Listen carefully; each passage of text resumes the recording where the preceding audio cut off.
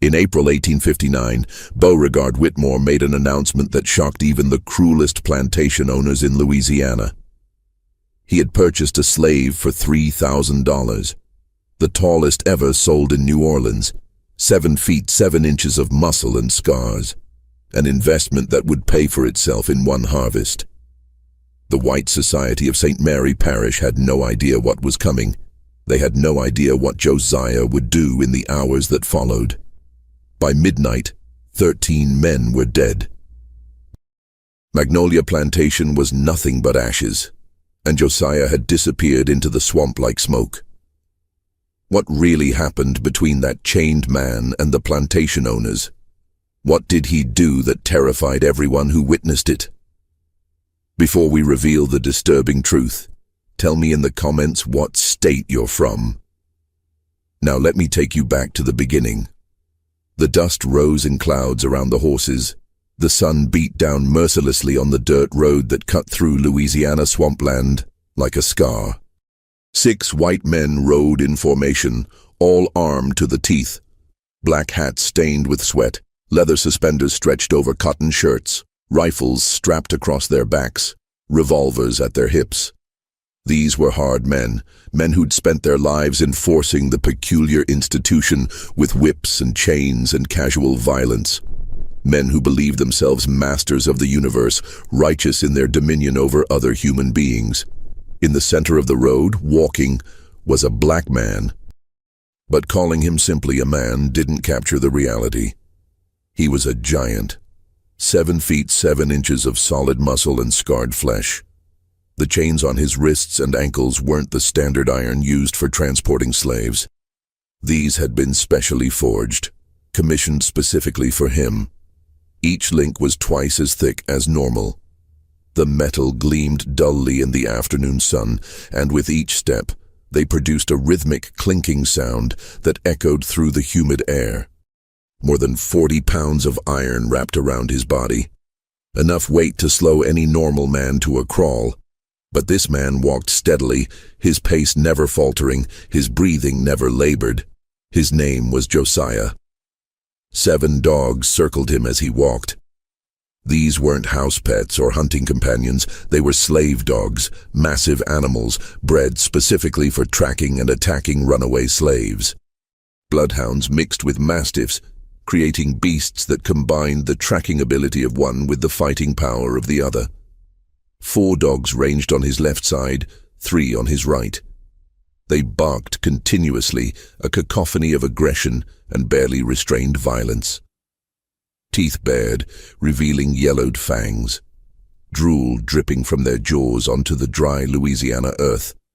Their handlers kept them on short leashes, but the dogs strained constantly, wanting to attack, wanting to tear into flesh. They'd been trained their entire lives for this purpose. Trained to hate, trained to destroy, trained to associate the scent of black skin with violence and reward. Beauregard Whitmore rode at the head of the convoy. He was a fat man, his considerable bulk straining the seams of his expensive clothes. Sweat poured down his round face, soaking into his collar, but despite his discomfort in the heat, he was smiling. A broad, satisfied smile of a man who believed he'd made the deal of the century. $3,000, more than most plantation owners made in a year. More than he could really afford if he was being honest with himself. But when you were trying to impress the right people, when you were trying to secure your place among the elite, cost became secondary to statement. And Josiah was one hell of a statement. Riding just behind Josiah was Tucker, the overseer, the enforcer, the man who turned Whitmore's orders into reality through liberal application of the whip. Tucker was lean and hard, all sinew and gristle, his body carved down to its essential components by years of brutal work under the southern sun. A jagged scar ran from his left eyebrow down across his cheek to his jaw, a souvenir from a slave who'd fought back 5 years ago. That slave had lost both hands for his resistance. Tucker had made sure of it personally. The scar was a reminder, a badge, proof that Tucker had looked death in the face and survived. Tucker's hand never strayed far from the bullwhip coiled at his waist. 12 feet of braided leather, stained dark with old blood. He'd broken 100 slaves with that whip, made strong men weep, made proud men beg. The whip was an extension of his will, a tool of absolute power. And right now, more than anything, Tucker wanted to use it on Josiah. Wanted to see if this giant could be broken like all the others. Wanted to establish dominance, to make it clear from the very beginning who was master and who was property. Tucker spat a stream of tobacco juice onto the ground. The brown liquid landed near Josiah's feet. Then Tucker pulled the whip from his belt. The leather uncoiled with a practiced flick of his wrist. He raised his arm. The whip cracked through the air like a gunshot. The sound was designed to intimidate, to provoke a reaction. Fear, submission, acknowledgement of power. Josiah didn't react, didn't flinch, didn't turn his head, didn't alter his steady pace. Nothing. As if the whip hadn't made a sound at all. Tucker's jaw tightened. He cracked the whip again, closer this time.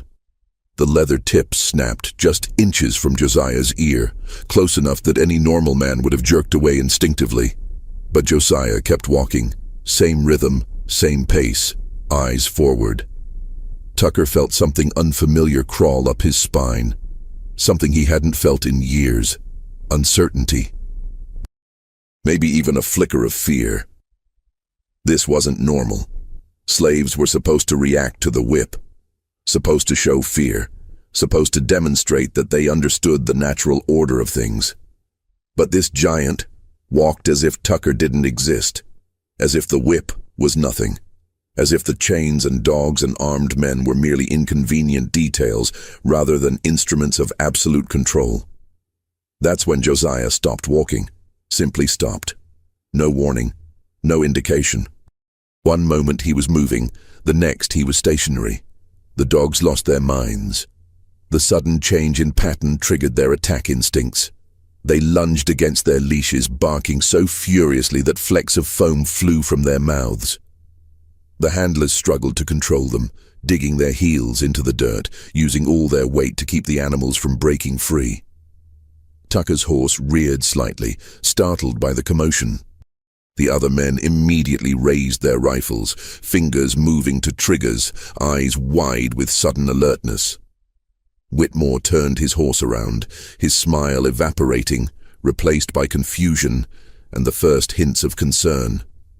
Josiah turned his head, slowly, deliberately, like a predator deciding whether something is worth its attention. He looked directly at Tucker, and Tucker saw something in those eyes that made his blood run cold. It wasn't anger. Anger he could understand. Anger was what slaves felt, and anger could be beaten out of them. It wasn't fear either. Fear was what they were supposed to feel, and fear kept them compliant. What Tucker saw was something far more disturbing. It was patience. The infinite patience of something that knows exactly what it's going to do and knows that nothing can stop it. The patience of someone who has waited years for this moment and can wait a few hours more. The patience of destiny unfolding according to plan. Tucker's hand, the one holding the whip, trembled slightly. He told himself it was from the exertion of holding his horse steady. Told himself it was the heat. Told himself it was anything other than what it actually was, which was fear. Pure, primal fear of something he didn't understand. For a long moment, maybe 10 seconds that felt like an hour, Tucker and Josiah stared at each other. Master and slave, oppressor and oppressed, the natural order of things.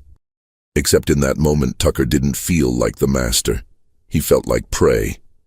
Then Josiah turned his head back forward and started walking again. Same pace, same rhythm, as if nothing had happened. Tucker lowered the whip, didn't crack it again, didn't try to assert dominance. Some instinct deeper than ego told him that using the whip on this man would be a mistake, maybe a fatal one. He coiled the leather back onto his belt and rode in silence, his eyes never leaving Josiah's back, his mind working through implications he didn't want to acknowledge. They walked for 2 more hours. The sun climbed higher, turned the world into a furnace. Heat shimmered off the road in visible waves. The men drank from canteens, wiped sweat from their faces, adjusted their clothing to try to find some relief. The dogs panted heavily, their tongues lolling out, their earlier aggression tempered by exhaustion. But Josiah never slowed, never showed any sign of discomfort, didn't sweat despite the chains and the sun and the relentless pace, didn't breathe heavily, didn't stumble or falter. He walked like a machine, tireless and inevitable. Tucker watched him obsessively, studied every detail, trying to find some weakness, some flaw, some indication that this was just a man after all. But the more he watched, the more disturbed he became. Normal slaves showed wear. Their shoulders slumped, their steps shortened, their heads drooped. Even the strongest eventually displayed fatigue. But not Josiah. If anything, he seemed to gain strength as they traveled. His posture remained perfect. His stride remained measured. His head stayed level, eyes fixed on some distant point only he could see. Around midday, Whitmore called for a rest stop. They were near a small creek, a tributary feeding into the larger swamp system. Shade trees offered some relief from the brutal sun. The men dismounted gratefully, their legs stiff from hours in the saddle. They led their horses to the creek to drink, then dropped to the ground themselves, pulling out food from their saddlebags. Salt pork, hard bread, some dried fruit. They ate and talked in low voices, discussing the road ahead, the plantation, normal things that helped them pretend this was just another day of work. The dogs were released from their leashes but kept nearby. They immediately ran to the creek, lapping up water desperately, then collapsed in the shade. Even their trained aggression had limits. Even they needed rest. Josiah was left standing in the full sun, still chained, no water offered, no rest permitted. Standard procedure for transporting a new slave. You didn't give them comfort, didn't show weakness, established from the very beginning that they were property, not people, that their needs didn't matter, that their suffering was irrelevant. Josiah stood, didn't sit, didn't seek shade, didn't show any sign of thirst or fatigue, just stood there in the chains, in the sun, motionless as a statue. Tucker watched him from the shade while chewing on a piece of salt pork. Watched and wondered. How was this possible? Even the strongest men needed water, needed rest, needed relief from the sun. But this giant stood as if he'd just started walking, as if the journey had cost him nothing, as if the chains weighed nothing. One of the other men, a young overseer named Clayton, noticed Tucker's attention. He followed Tucker's gaze to Josiah, then back to Tucker. "Something wrong with him?" Clayton asked around a mouthful of bread. Tucker shook his head slowly. "Don't know. But there's something. Can't put my finger on it." Clayton squinted at Josiah. "He's just big, probably dumb as a rock like most of them. Strong back, weak mind. That's what makes them good workers." Tucker didn't respond. He'd heard that line 1,000 times, had probably said it himself 1,000 times. The comforting lie that slave owners told themselves, that the people they owned were somehow less than human, less intelligent, less feeling, more like animals that could be worked and beaten and sold without moral consequence. But looking at Josiah, Tucker didn't see anything dumb, didn't see anything weak, saw something that made every instinct he'd developed over 30 years of slave-driving scream warnings he didn't want to hear. Whitmore approached Tucker while wiping sweat from his face with an expensive handkerchief. "We making good time?" Tucker nodded. "Should reach Magnolia by nightfall, if we don't hit any problems." Whitmore glanced at Josiah. "Think he'll give us problems?" Tucker considered the question. The honest answer was yes. Every fiber of his being said yes. But saying that to Whitmore, who'd just spent $3,000, who was expecting validation of his brilliant purchase, wouldn't go over well. So Tucker said, "He's been compliant so far, but I'd keep close watch on him. There's something about him that ain't right." Whitmore laughed. "You're getting superstitious in your old age, Tucker. He's just a big Negro. Strong as an ox, sure, but still just property. Nothing mysterious about it." Tucker wanted to argue, wanted to explain the feeling in his gut, the way Josiah had looked at him, the unnatural endurance, the complete lack of fear. But he knew how it would sound, like an old man getting spooked by shadows. So he kept quiet and finished his meal. 30 minutes later, Whitmore gave the order to move out. The men mounted their horses, the dogs were leashed again, and Josiah resumed his walk. They had roughly 6 more hours to Magnolia Plantation, 6 hours that would change everything, 6 hours that would end with blood and fire and screams. But nobody knew that yet. Nobody except possibly Josiah. 3 days earlier, the scene had been very different. The French Quarter of New Orleans hummed with activity. The slave market on Rue Royale was packed, as it was every Tuesday and Friday. Hundreds of people moved through the space, white men in expensive suits examining merchandise, traders shouting about the qualities of their stock, auctioneers working the crowd into bidding frenzies, and slaves. Dozens of slaves standing on wooden platforms, displayed like livestock. Their bodies exposed for inspection, their humanity stripped away by the casual cruelty of commerce. Families were being separated. A mother pulled away from her children, sold to one buyer while her babies went to another. The woman screamed, reached desperately for her children.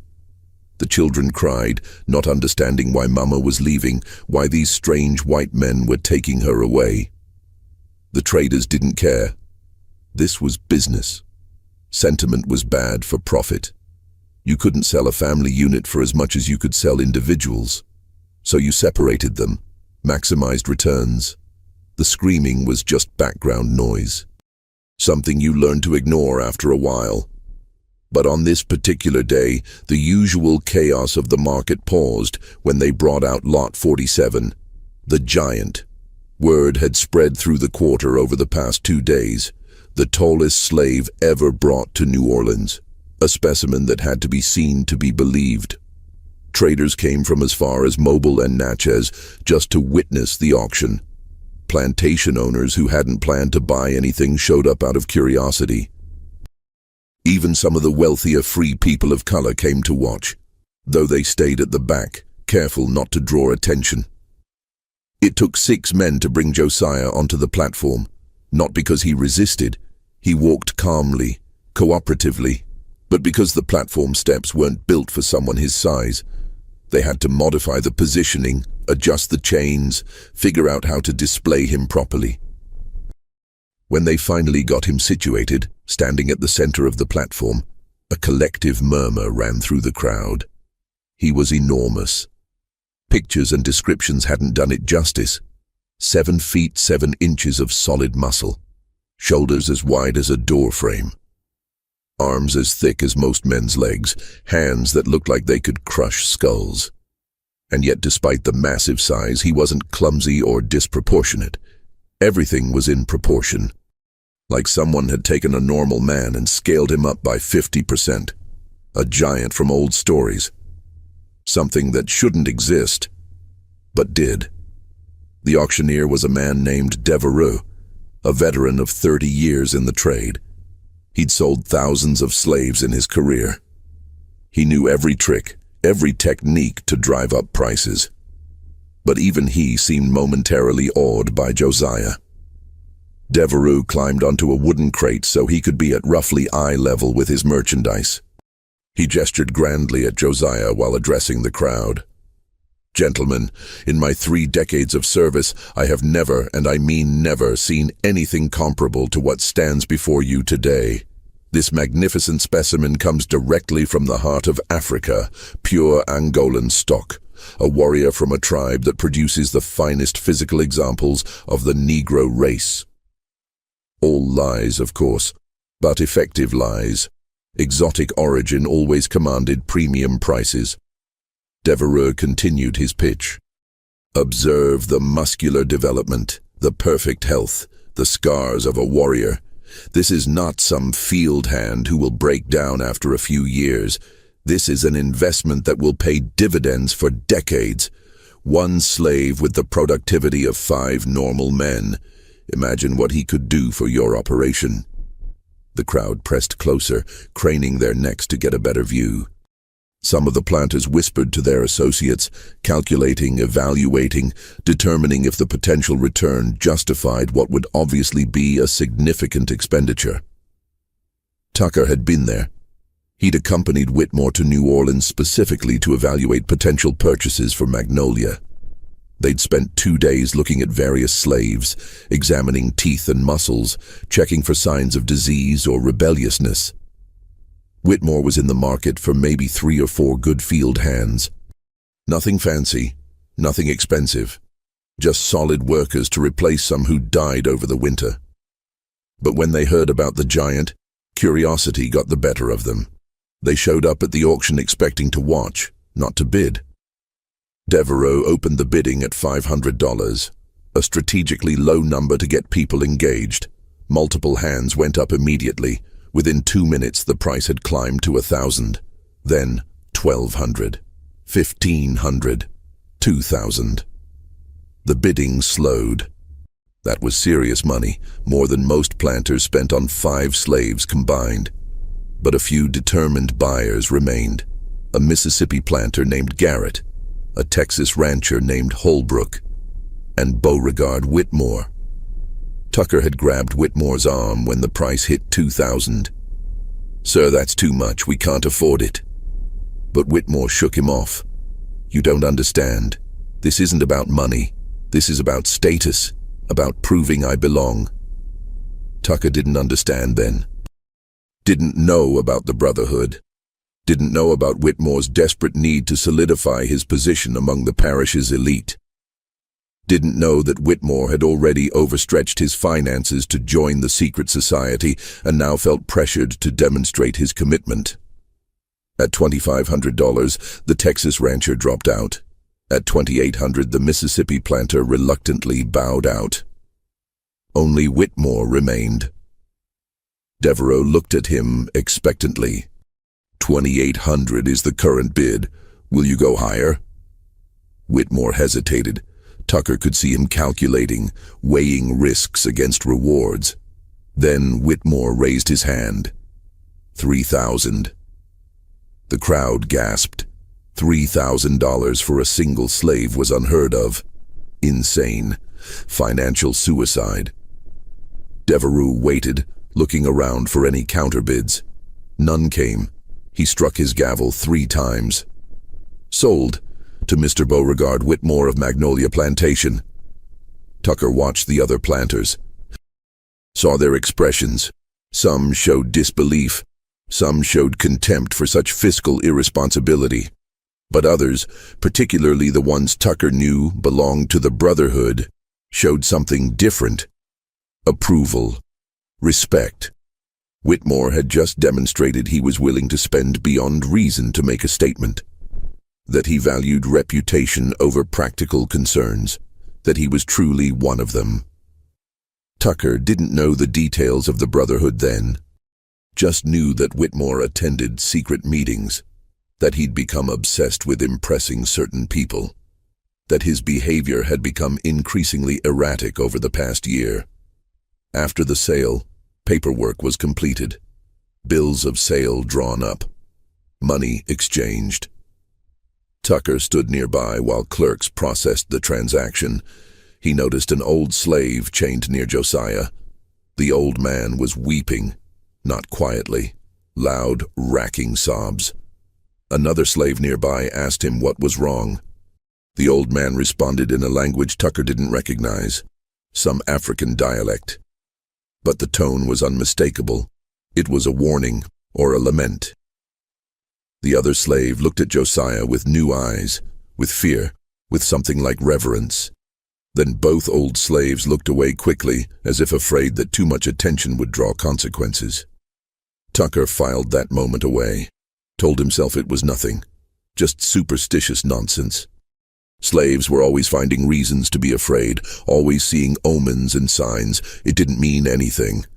But the image stuck with him.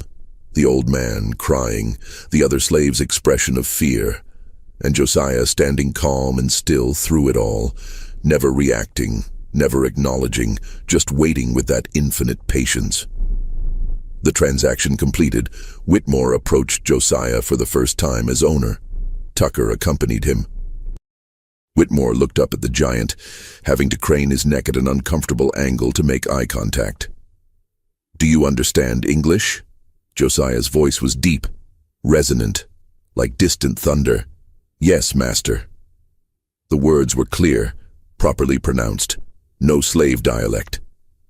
That was unusual. Most slaves either didn't speak English well or deliberately mangled it as a small form of resistance. But Josiah spoke like an educated man. Whitmore seemed pleased. "Good. That will make things simpler. You belong to me now. You will work on my plantation. You will do as you're told. If you work hard and obey, you'll be treated fairly. If you cause problems, you will be punished, severely. Do you understand?" "Yes, master." Whitmore nodded, satisfied. He pulled out a cigar, lit it, and blew smoke in Josiah's direction. A casual assertion of dominance. "I paid a fortune for you, more than you're probably worth. But I believe in investing in quality. Don't make me regret it." Josiah said nothing. Whitmore waited, perhaps expecting some expression of gratitude, some acknowledgement of how fortunate Josiah was to have such a benevolent owner. When none came, Whitmore frowned.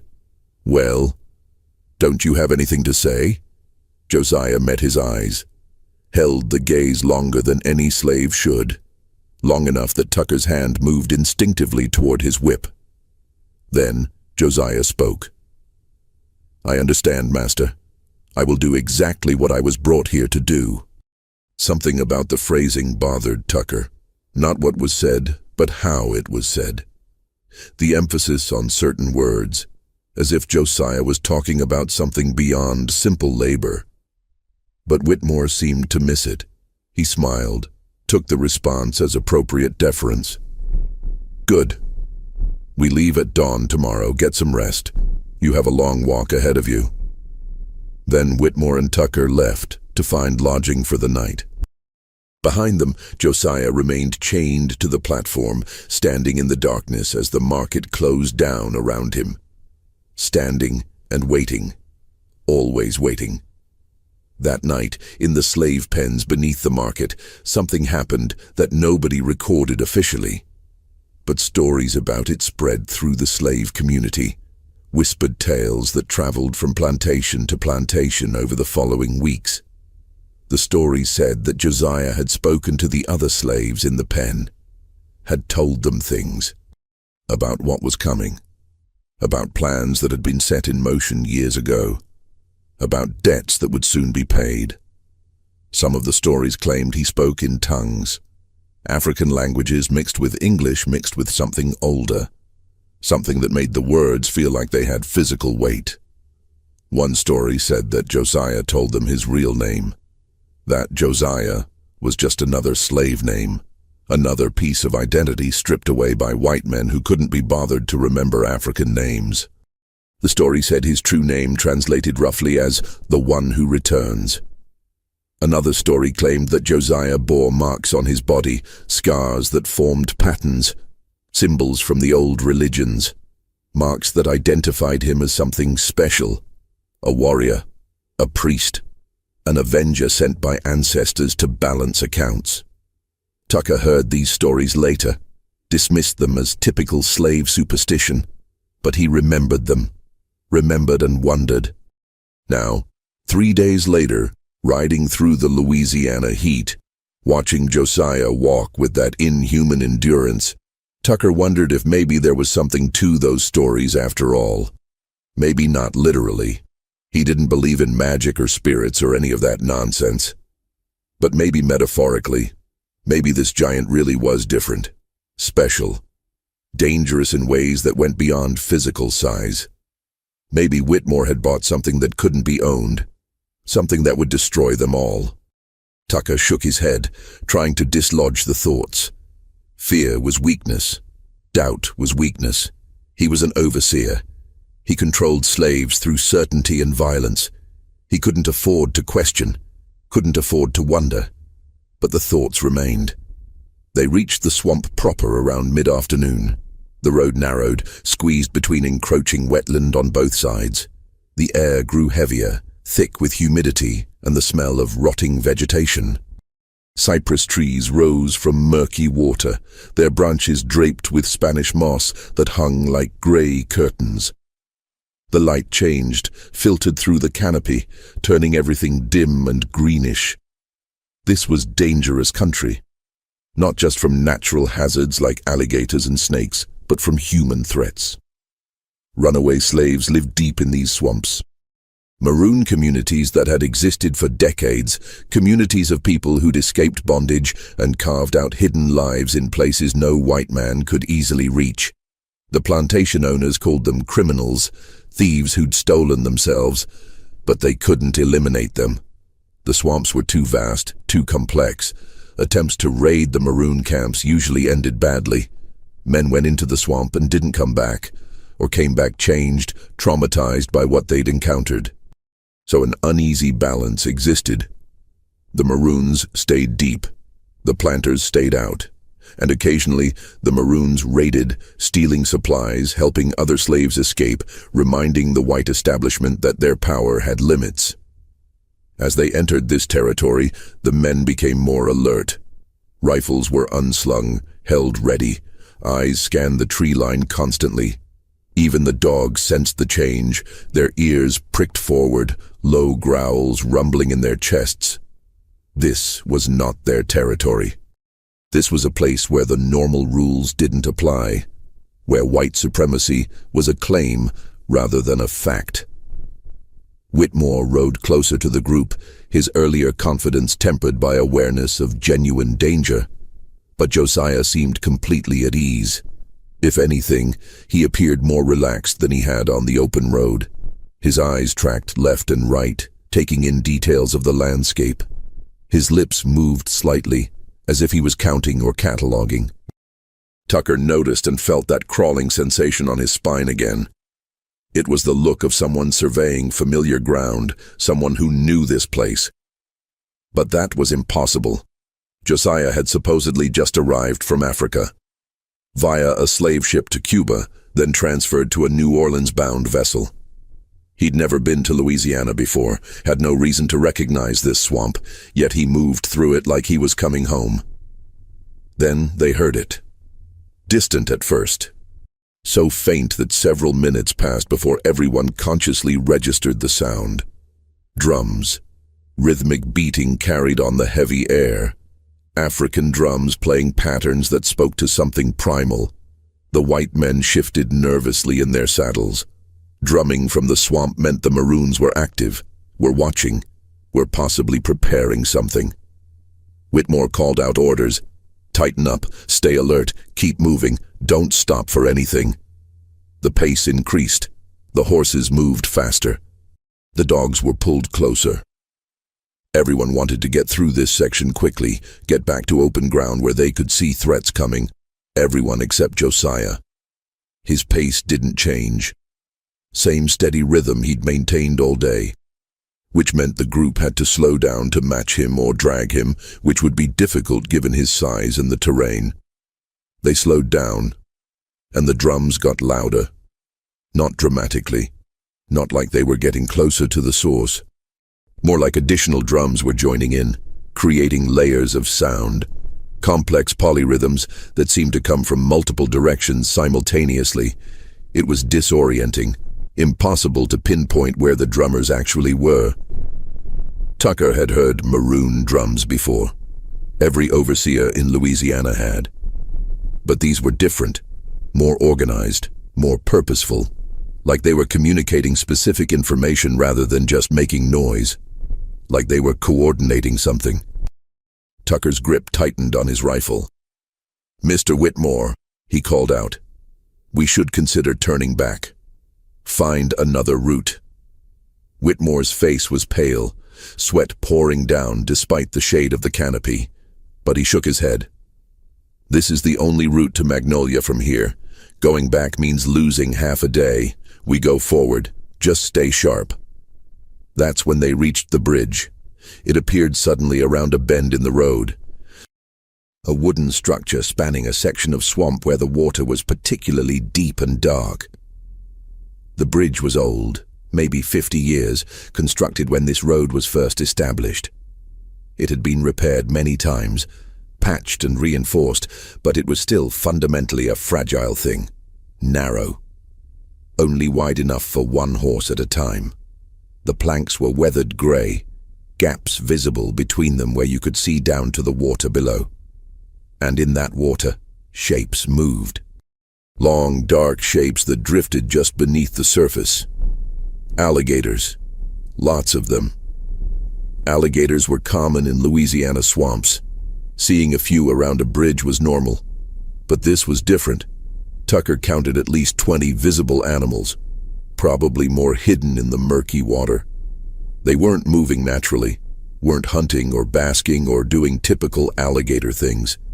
They were positioned, arranged in a rough circle around the bridge, waiting, as if they'd been called there. As if they were expecting something. Whitmore stared at the scene. "What in God's name?" One of the other overseers, a man named Perkins, spoke up. "It ain't natural. Gators don't school up like that. Something's wrong." Tucker agreed. Every instinct screamed at him to turn around, find another way. But Whitmore was right about the time. Going back meant adding hours to their journey, meant traveling in the dark, meant possibly camping in the swamp overnight. All bad options. "We cross," Whitmore decided. "One at a time, careful. Test each plank before putting full weight on it. If the bridge holds, we're through this in 10 minutes. He went first, demonstrating leadership, showing courage even though Tucker could see his hands shaking on the reins. Whitmore's horse stepped onto the bridge carefully. The planks creaked but held. Slowly, Whitmore crossed, reached the other side safely, called back. "It's solid. Come on." 2 more riders went, then another. Each crossing seemed to take forever. The drums continued their complex rhythms. The alligators continued their unnatural waiting, and Josiah stood at the edge of the bridge, watching everything with those patient eyes. Finally, it was time for the rear group to cross. Tucker, Perkins, one other overseer named Davis, and Josiah. The dogs would cross with their handlers. Tucker gestured with his rifle. "You're next. Move." Josiah stepped onto the bridge. The structure groaned under his weight. The chains added mass. But the first few steps seemed fine. Josiah reached the midpoint of the bridge. Then stopped. Just stopped. Like he'd done on the road earlier. Tucker shouted, "Keep moving, don't stop in the middle." But Josiah didn't move.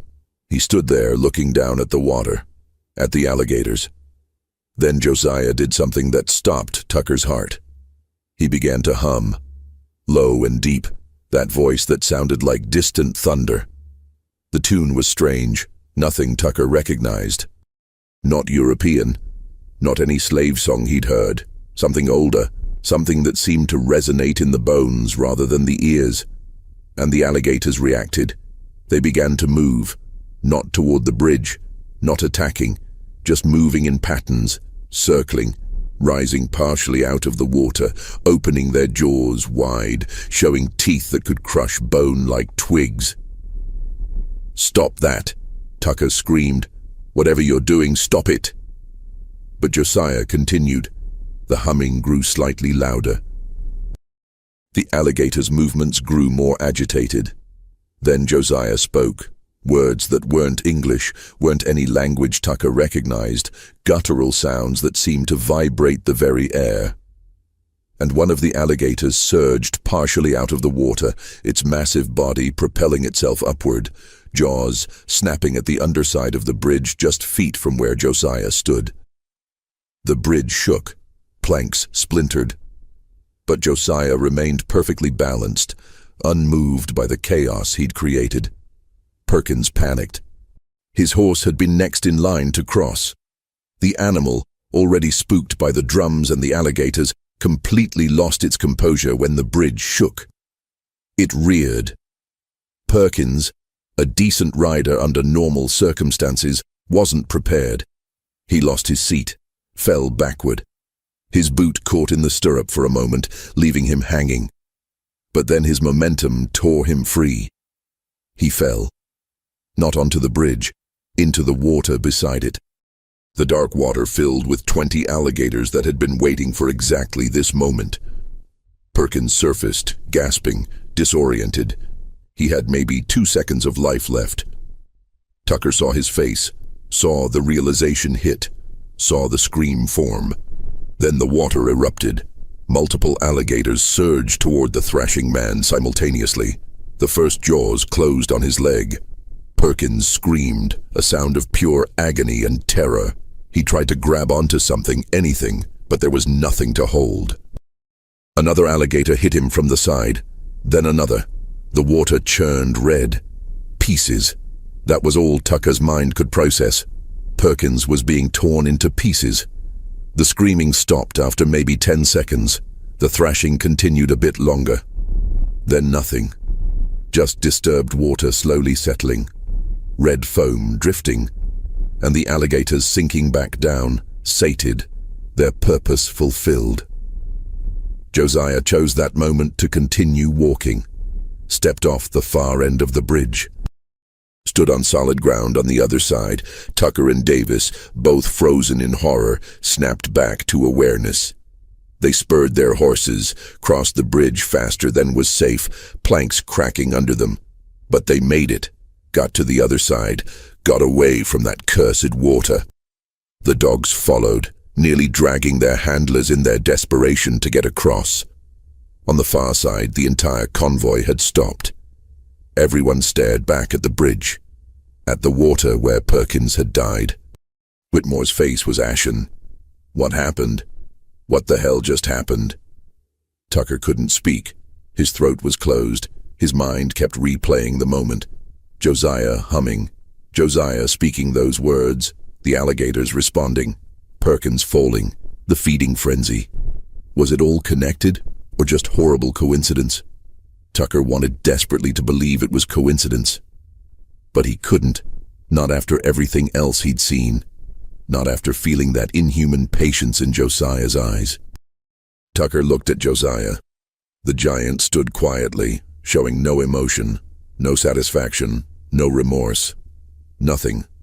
Just that eternal waiting. Tucker rode up to him, put the rifle barrel against Josiah's chest. His finger trembled on the trigger. You did that. I don't know how, but you did that. You killed Perkins. Josiah looked down at him, spoke in that deep voice. Did I? I stood on a bridge. A man fell from his horse. Alligators did what alligators do. Where is my crime? The words were perfectly reasonable, perfect logic, but the tone suggested something else entirely, suggested complicity, suggested that yes, he'd absolutely killed Perkins, and there wasn't a damn thing anyone could do about it. Whitmore rode between them. Tucker, stand down. It was an accident, a terrible accident, but an accident. Perkins's horse spooked, that's all. Tucker wanted to argue, wanted to explain what he'd seen and heard. But looking at Whitmore's face, at the desperation there, Tucker realized that Whitmore couldn't afford to believe anything else. Whitmore had spent $3,000 on this slave, had staked his reputation on this purchase. Admitting that the slave was dangerous, was possibly responsible for Perkins's death, would mean admitting catastrophic error. would mean financial and social ruin. So Whitmore would believe the lie, would force everyone else to believe it, would punish anyone who suggested otherwise. Tucker lowered his rifle. "Yes, sir. An accident. My mistake." But his eyes promised Josiah something. Promised that this wasn't over, that he was watching, that at some point, somehow, there would be a reckoning. Josiah met his gaze and smiled. Not a big smile, just a slight upward curve at the corners of his mouth. But that small smile contained volumes, contained acknowledgement and anticipation and absolute certainty about how this story would end. Then Josiah turned and continued walking, toward Magnolia Plantation, toward destiny, toward blood and fire, and the settling of accounts that had been building for years. They were 5 men now instead of 6. 5 men, 7 dogs, 3 horses, and still 3 hours from the plantation. 3 hours that passed in tense silence. The drums had stopped after the bridge. The swamp grew quieter as they progressed, but somehow the silence was worse than the sound had been. It felt expectant, like the swamp itself was holding its breath, waiting to see what would happen next. Tucker rode near the front now, as far from Josiah as possible, while still maintaining his responsibilities. He kept his rifle across his lap, ready to fire, kept looking back over his shoulder to check where the giant was. Every time he looked, Josiah was there, walking steadily, never tiring. Those chains that should have slowed him down seemed like nothing.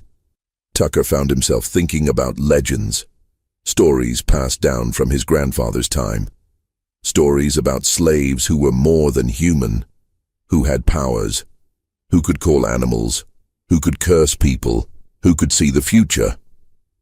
Tucker had always dismissed those stories as fairy tales designed to frighten children.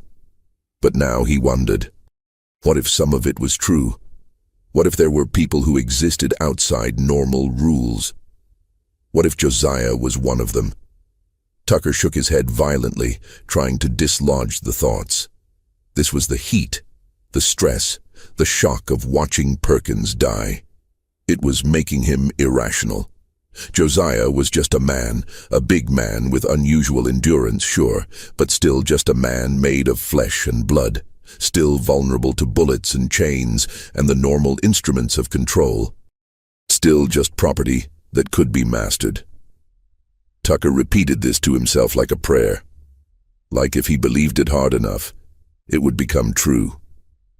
The sun was setting when they finally emerged from the swamp proper.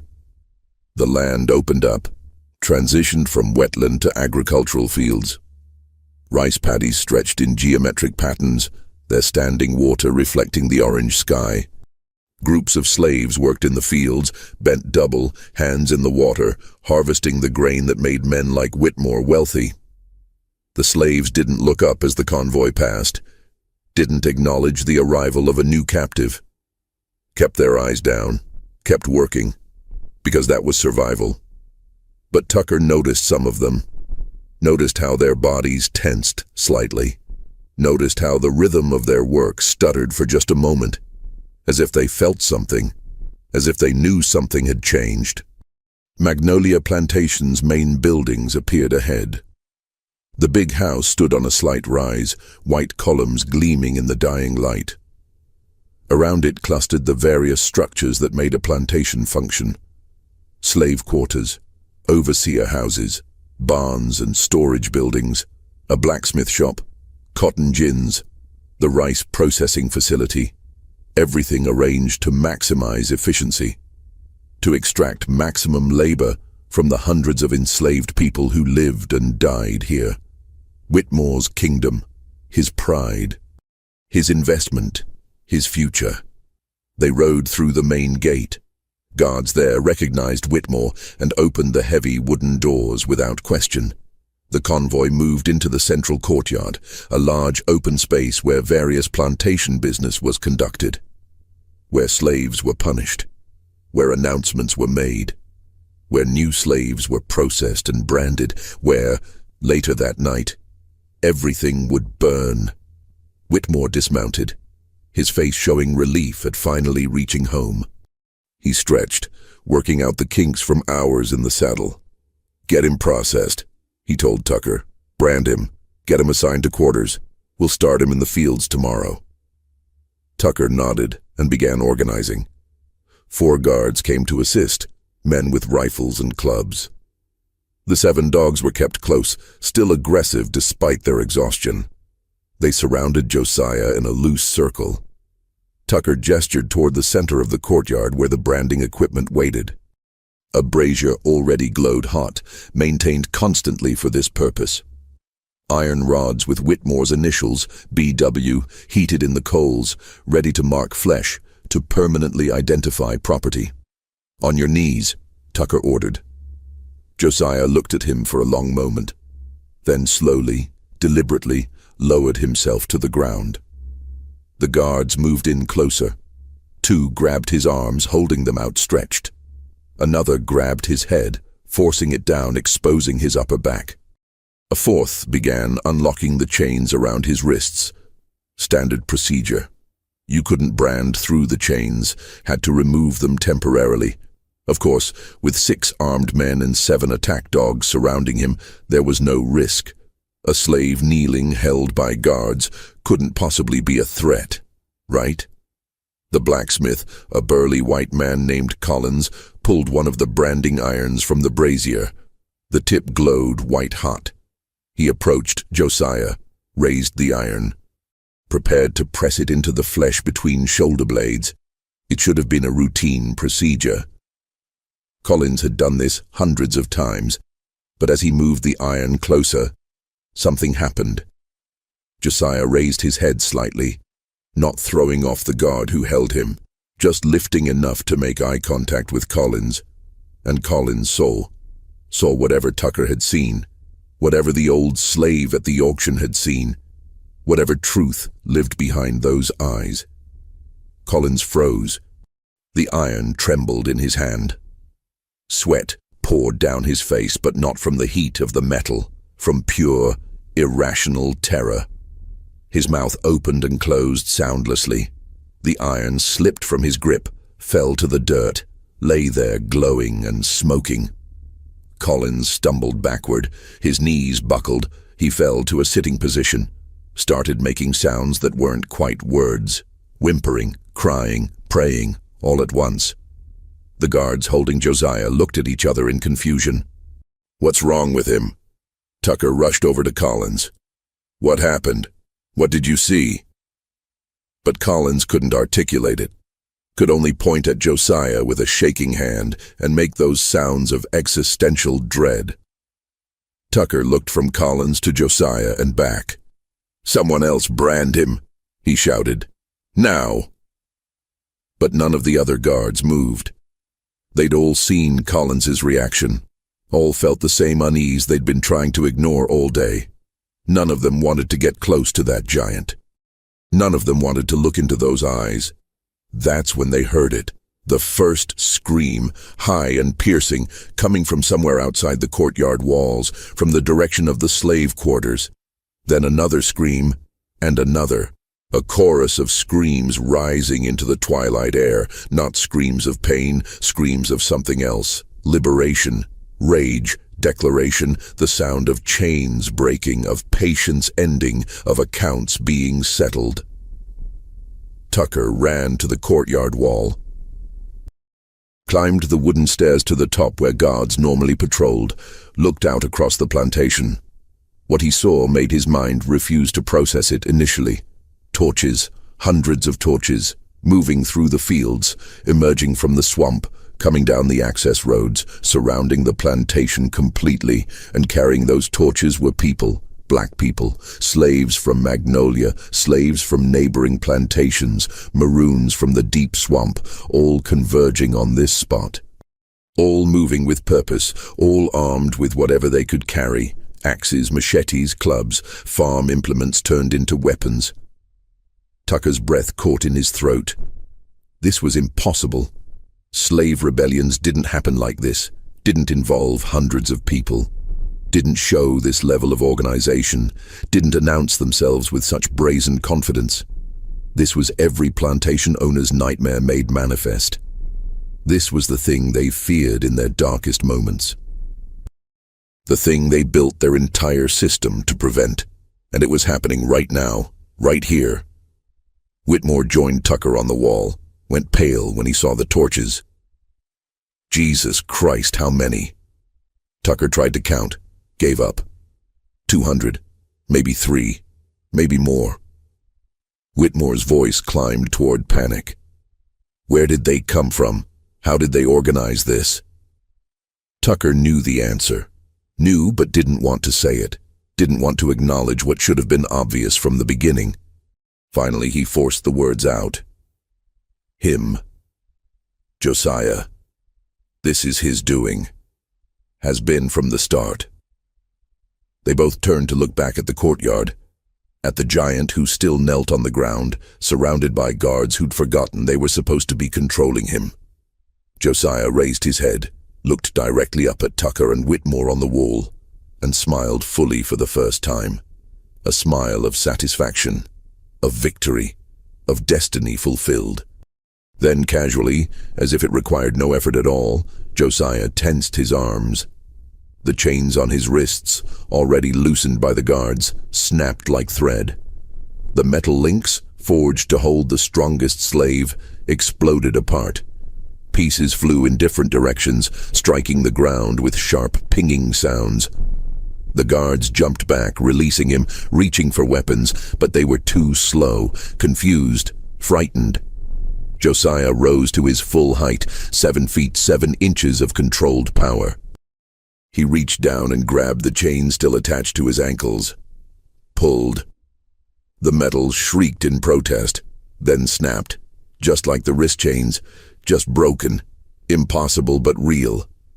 Josiah stood completely unrestrained for the first time since Tucker had seen him. Stood free. One of the guards raised his rifle, aimed at Josiah's chest. His hands shook so badly that the barrel wavered. Don't move, don't you dare move. Josiah turned to face him.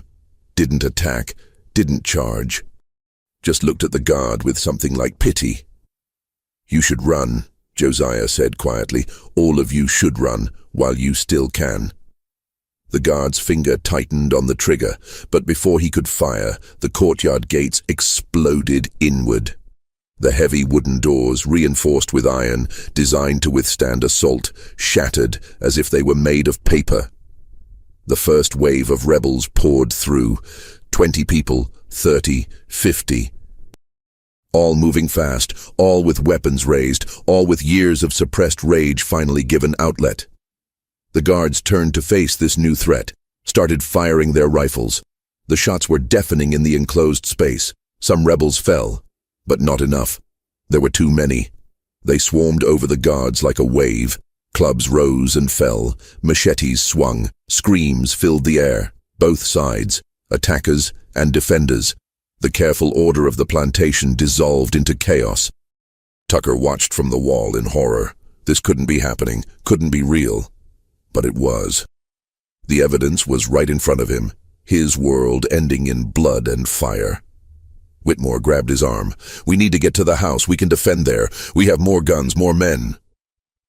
They ran down from the wall, tried to reach the big house, but rebels were everywhere, pouring into the courtyard, spreading through the plantation, methodical and determined, not random violence, organized action.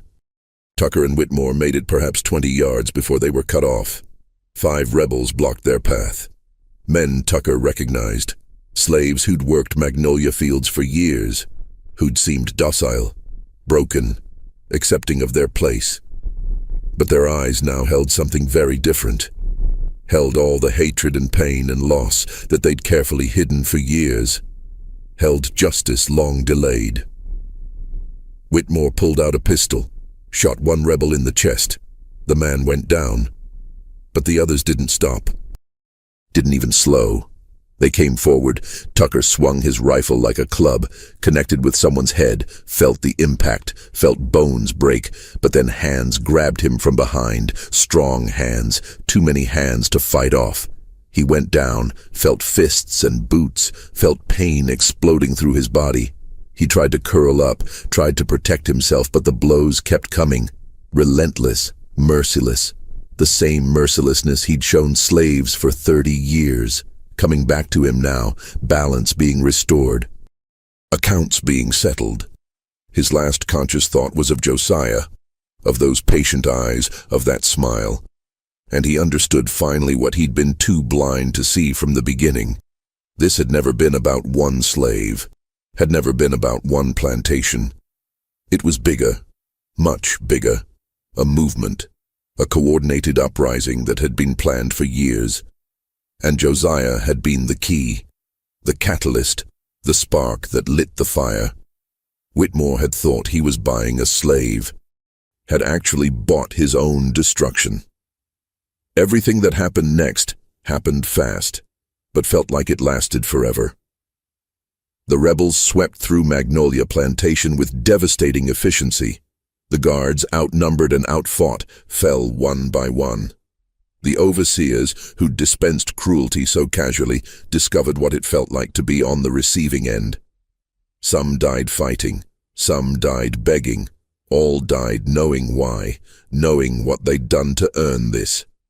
Knowing that the system they'd upheld had created the very people who would destroy them. The big house went up in flames first. Someone threw a torch through a window. The expensive curtains caught immediately. Fire spread through the dry wood structure faster than anyone could have stopped even if they'd wanted to. Which they didn't. The rebels watched it burn and cheered.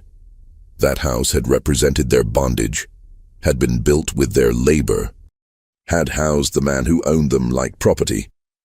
Seeing it burn was liberation made visible. The other buildings followed, barns, stables, storage sheds, the slave quarters. Everything burned. The rebels had decided to leave nothing, to make Magnolia Plantation cease to exist, to erase it so completely that future generations would barely remember it had been here. Fire was purification, fire was judgment, fire was justice. In the chaos, Josiah moved calmly. He wasn't directly participating in the violence, wasn't killing anyone personally. That wasn't his role. His role had been to organize, to plan, to bring all these people together, to give them hope that resistance was possible, that they could win. He'd done his job. Now he let others do theirs. He walked through the burning plantation like a ghost, observed, remembered, made sure certain things were done correctly. One task remained, the most important one. Josiah went to Whitmore's office in the big house. Flames were already eating through the walls, but the office itself hadn't caught yet. Inside, in a hidden safe behind a painting, were documents, the Brotherhood's records, a ledger containing 40 years of meeting notes. Names of members, descriptions of rituals, details about victims, the kind of evidence that could destroy the most powerful families in Louisiana. Evidence that had to be preserved. Josiah opened the safe, took the ledger, also took Whitmore's personal journals, letters from other Brotherhood members, anything that documented their crimes. He wrapped these carefully in oilcloth, protected them from the fire, from water damage, from time. These documents would serve a purpose. Not now, but eventually, when the moment was right, when they could do maximum damage. Josiah would make sure they survived, would make sure the truth couldn't be buried completely. With the documents secured, Josiah left the burning house, walked through the courtyard where bodies lay scattered. Guards, overseers, Whitmore himself, recognizable despite the damage. Josiah looked down at the man who'd bought him, felt nothing, no satisfaction, no remorse, just completion. This particular account was closed. But there were 12 more Brotherhood members in St. Mary Parish. 12 more men who'd participated in the rituals, who'd murdered innocent people, who believed themselves untouchable. Over the next 2 weeks, every single one of them died, Not all at once, not all in the same way, but systematically, methodically. The Maroons handled most of it. They'd been waiting for this opportunity for years, finally had leadership that could coordinate action. Finally had someone who understood both the slave world and the white world. Someone who could plan operations that actually succeeded. Judge Pelham died in what appeared to be a hunting accident. Reverend Crenshaw's house burned down with him inside. Banker Lyle disappeared on a business trip, his body never found. On and on. The white population of St. Mary Parish panicked, called for military intervention, demanded protection.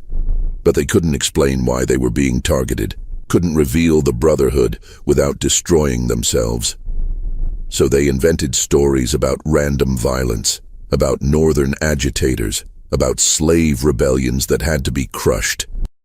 The newspapers printed these lies. The officials repeated them. And gradually, the truth was buried under layers of convenient fiction. Josiah left Louisiana a month after the uprising, traveled north using the routes he'd spent years planning. The Maroons helped him get out of the state, provided guides, safe houses, everything he needed. He crossed into free territory in Ohio.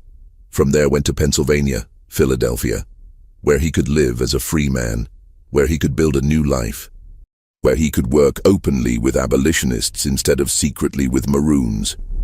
He changed his name, took the surname Freeman, because it represented what he'd become.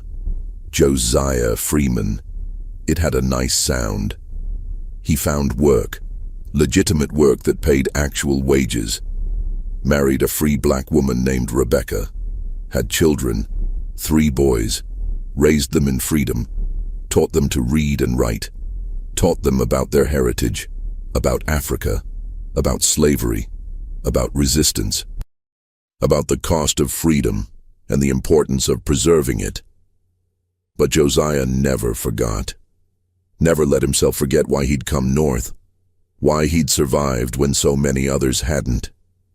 He kept the Brotherhood's documents hidden, protected them, occasionally showed them to trusted abolitionists, used them as evidence of slavery's horrors, as proof that the system wasn't just about economics, was about something darker, something that turned men into monsters, something that had to be destroyed completely. When the Civil War started in 1861, Josiah was 43 years old, too old to fight officially, but he helped anyway, worked with the Underground Railroad, helped escaped slaves reach safety, provided intelligence about plantation layouts, about which owners were vulnerable, about where to strike for maximum effect. He was still fighting, still settling accounts, just using different methods. He lived to see slavery abolished, lived to see the Confederacy defeated, lived to see the beginning of Reconstruction, saw black men vote for the first time, saw black children attend schools, saw the first generation born into freedom instead of bondage. It wasn't perfect, wasn't anywhere close to true equality, but it was better, was progress, was proof that change was possible when people refused to accept the intolerable. Josiah Freeman died in 1899 at age 81. His funeral was attended by hundreds of people. Black and white. People whose lives he'd touched. People he'd helped. People who knew his story and understood what he represented. The newspapers wrote about him, called him a respected community member, a successful businessman, a family man. All true but incomplete. They didn't know about Magnolia Plantation, about the uprising, about the Brotherhood's destruction. That part of his story died with him. Or did it? His children knew some of it. His grandchildren heard stories. Fragments passed down through generations, and the documents still existed, hidden carefully, but existing, waiting to be found, waiting to tell their story. Maybe one day someone would discover them, would piece together the truth, would understand what really happened in St. Mary Parish in 1859. Or maybe not. Maybe the legend was enough. Maybe the whispered stories were more powerful than documented facts. What we do know is this. Magnolia Plantation burned completely on the night of April 15, 1859. 23 white men died: Beauregard Whitmore, Tucker the overseer, guards and overseers whose names were recorded. Over 100 slaves disappeared that night, vanished into the swamp, officially listed as runaways. Most were never recovered. The plantation was never rebuilt. The land was sold off piece by piece, eventually became farmland. Then, in the 20th century, housing developments. Today, you'd never know what happened there. No marker, no monument, just suburban streets and normal houses where families live normal lives. But the swamp remembers. The black water and cypress trees remember. On certain nights when the wind blows right, when the moon is dark, people claim to hear things. Drums, voices, the clinking of chains, screams, fire crackling. Some say it's the spirits of those who died, still fighting their battle, still settling accounts. Others say it's just the wind, just the natural sounds of the swamp, just imagination filling darkness with meaning. I'll leave you to decide. Was Josiah just a man? Unusually large, unusually strong, but fundamentally human? Or was he something more? A force, a reckoning? An answer to prayers spoken by millions of enslaved people over centuries? Did he plan and execute a brilliant military operation? Or did he tap into something deeper, something older, something that bent reality itself toward justice? The truth probably lies somewhere in between. Josiah was human. But humans, when pushed far enough, when organized effectively, when fighting for their freedom, can accomplish things that seem impossible, can overthrow systems that seem permanent, can defeat enemies that seem invincible. That's not magic. That's not supernatural. That's just what happens when people refuse to accept their oppression, when they find leaders worth following, when they coordinate action instead of suffering alone. The story of Josiah and Magnolia Plantation is one small chapter in a much larger story. The story of resistance, of people fighting back against injustice, of the enslaved refusing to accept their enslavement. That story happened thousands of times across the South, in small ways and large, in successful rebellions and failed ones, in secret escapes and open confrontations. Most of those stories were never recorded, were deliberately erased. But they happened, and they mattered. They accumulated over time, built pressure, until eventually the entire system collapsed under the weight of its own evil. So remember this: history belongs to those who tell it. For too long, the story of American slavery was told by the enslavers, by people who wanted to minimize the horror, who wanted to pretend it was benevolent, who wanted to erase the resistance. But the truth always finds a way out, always bubbles up through the carefully constructed lies. Stories like Josiah's remind us that enslaved people weren't passive victims. They were active resistors. They fought, they planned, they won. Not always, not easily, but they fought. And that legacy matters today, matters for every person fighting against oppression, matters for everyone told they're powerless, told they should accept injustice, told that the system can't be changed. Josiah's story says otherwise, says that careful planning, patience, organization, and courage can topple even the most entrenched power. Says that justice, even when delayed, can still come. Says that the arc of the moral universe, as someone once noted, bends toward justice. But it doesn't bend on its own. People like Josiah bend it. What do you think about this story? Do you believe it happened? Do you think Josiah was real? Or is this just a legend, a myth designed to inspire? Leave your thoughts in the comments. Tell me if you've heard similar stories. If your family passed down tales of resistance, these stories need to be remembered, need to be told, need to be kept alive so future generations understand that freedom has always been fought for, has never been given freely, has always required courage and sacrifice and people willing to stand up and say enough. If you enjoyed this deep dive into dark history, subscribe to the channel. Turn on notifications so you never miss a story. Share this with someone who appreciates history that doesn't sanitize the past, that doesn't make it palatable, that tells the truth even when it's uncomfortable. Until next time, remember, the past isn't past. History isn't dead. The stories we tell shape the present and the future. Choose your stories carefully. Tell the truth. Remember those who fought so we could be here. And keep fighting for justice because the work is never finished. Until next video.